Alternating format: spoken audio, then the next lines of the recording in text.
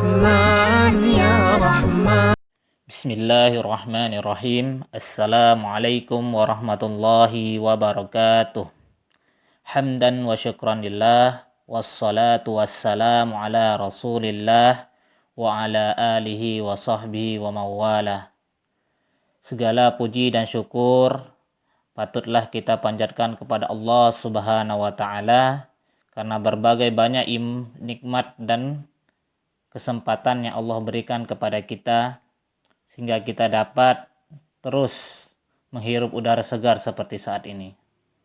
Kemudian salawat dan salam kepada qudwah hasanah kita, Nabi besar Muhammad sallallahu alaihi wasallam yang telah membawa kita umat-umatnya yang dulu penuh dengan kezaliman, banyaknya dosa kepada sekarang cahaya Islam yang luar biasa ini.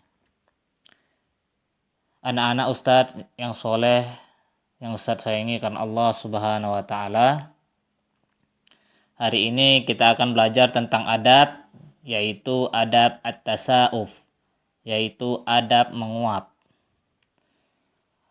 Anak-anak Ustadz sekalian, menguap adalah peristiwa yang sering sekali terjadi pada manusia. Ketika kita hendak tidur atau mengantuk, kita menguap. Ketika bangun tidur, kita menguap. Kemudian ketika kita bosan atau suntuk, kita pun menguap kadang-kadang. Tapi anak-anakku sekalian, apakah kalian tahu ternyata menguap adalah perbuatan yang berasal dari syaitan? Sebagaimana sabda Rasulullah SAW, al-utasu minallah wat-tasa'ubu minasyaitan.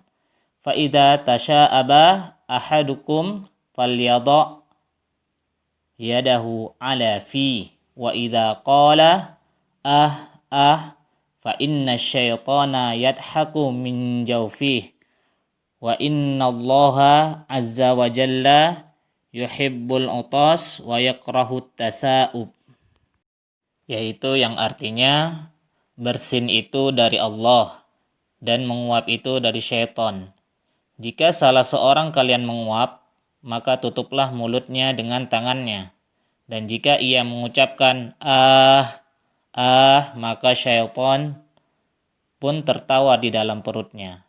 Sesungguhnya Allah menyukai bersin dan membenci menguap. Hadis riwayat At-Tirmizi. Anak-anak Ustadz sekalian, apabila seseorang hendak menguap, maka ia harus memperhatikan beberapa adab berikut ini. Yang pertama adalah berupaya semampunya menahan dan menolak kuapan atau nguap. Kenapa begitu? Karena seseorang harus berusaha menolak, mengalahkan, dan menahan kuapan, khususnya ketika sedang sholat. Rasulullah SAW bersabda, "Idza tasawaba ahadukum fis shalah falyakzim mastata' fa inna syaitana yadkhul." Yang artinya, bila salah seorang dari kalian menguap dalam sholatnya, hendaklah ia berusaha menahan kuapannya atau nguapnya sebisa mungkin, karena syaitan dapat masuk. Hadis riwayat Muslim. Anak-anak Ustadz sekalian, seseorang tidak perlu merasa heran kalau syaitan bisa masuk ke dalam tubuhnya.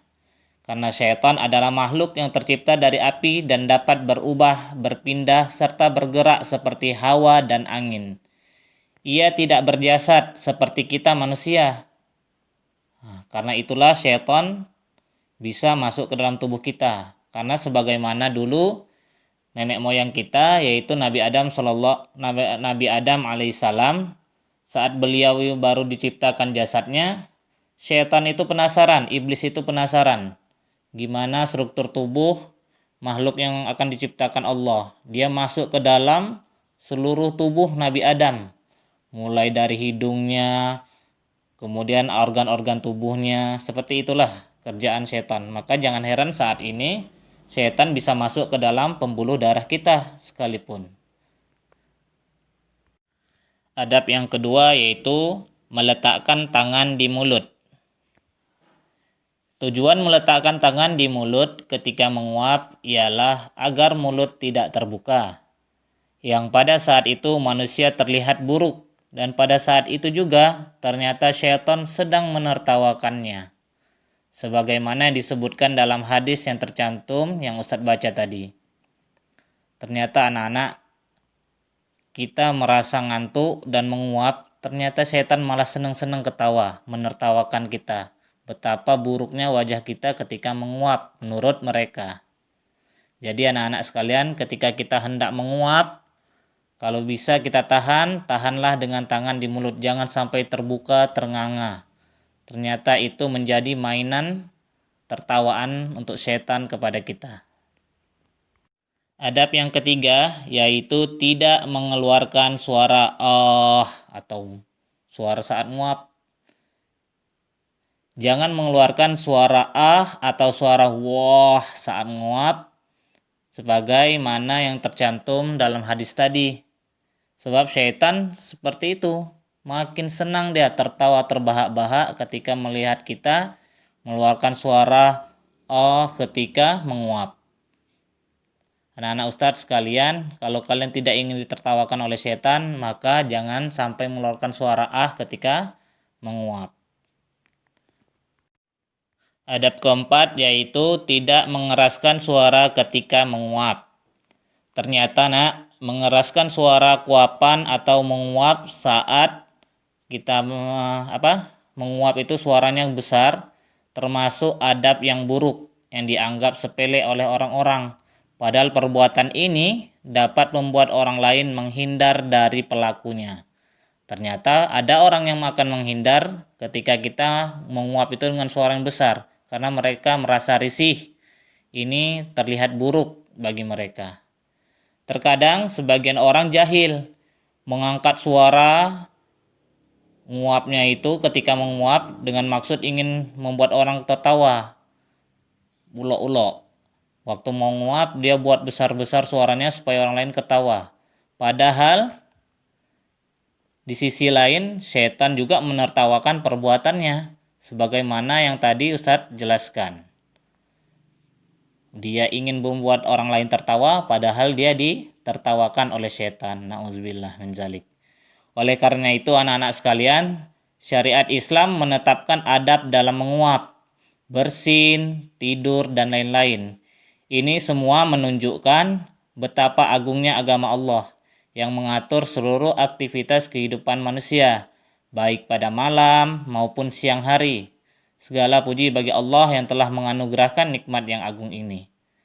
Islam secara menyeluruh telah mengatur kondisi manusia yang tidak akan pernah didapati pada syariat-syariat yang lain atau pada agama-agama yang lain. Anak-anak sekalian yang Ustadz sayangi karena Allah Ta'ala, setelah mengetahui adab-adab di atas dalam menguap, Ustadz berharap kalian bisa menerapkannya pada kehidupan sehari-hari. Tidak hanya dipelajari, didengar, dicatat, tetapi ketika kalian menguap, kalian tidak melaksanakannya. Karena sesungguhnya yang terbaik itu bukan hanya menulis dan mendengar, tapi mempraktekkan adab-adab tersebut. Inilah yang dapat Ustadz sampaikan. Semoga kalian dapat mengambil manfaatnya. Ustadz akhiri dengan Assalamualaikum warahmatullahi wabarakatuh.